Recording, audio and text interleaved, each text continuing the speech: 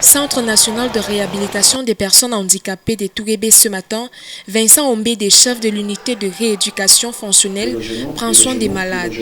Plie, allez, vas-y, je t'aide, allez, vas-y, allez, on continue, détends-toi. Les soins sont administrés à chaque patient en fonction du problème et de la programmation. Consulter les pieds référés parce qu'il a eu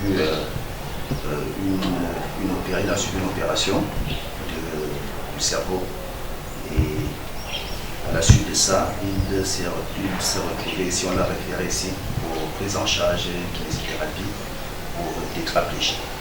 Tétraplégie, ça veut dire qu'un patient qui n'a pas la motricité sur les 4 membres, donc les membres supérieurs et les membres inférieurs, sont quasiment ne font que du mouvement.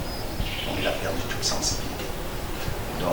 Bras séculier de l'État dans la prise en charge holistique du handicap au Cameroun et en Afrique centrale, le Centre national de réhabilitation des personnes handicapées, Cardinal Paul-Émile Léger, situé à Etouguébé, un quartier du 6e arrondissement de la ville de Yaoundé, a une offre de services pluriels, parmi lesquels la prise en charge psychosociale, l'offre médico-technique, l'offre éducative et la reconversion socio-professionnelle.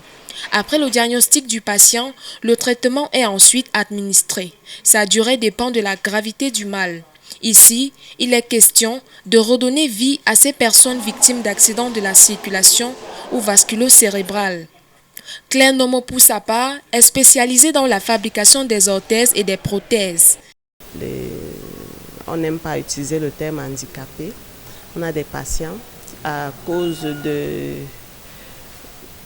qui ont été atteintes de polio, voilà, et ils ont perdu l'usage d'un membre.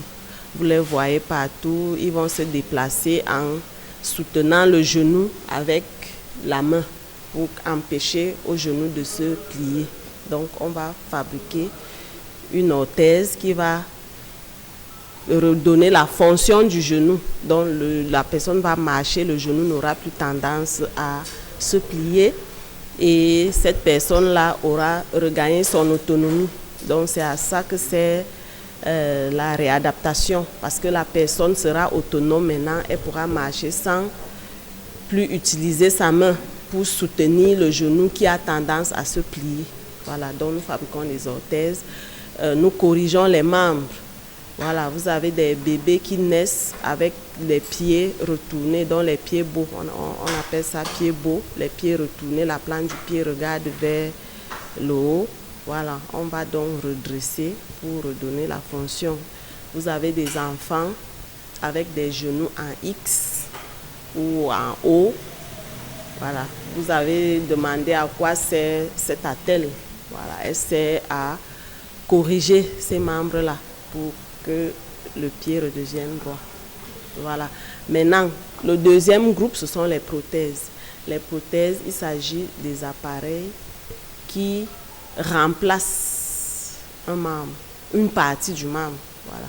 Donc, suite peut-être à un accident de la circulation, à une maladie telle que le diabète, les tumeurs, on est amené à être amputé. Voilà, nous allons donc fabriquer des prothèses qui vont remplacer la partie qui a été amputée.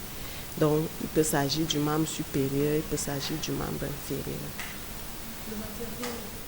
L'objectif est donc d'améliorer la qualité de vie et de l'autonomie des personnes vivant avec un handicap, quel qu'il soit.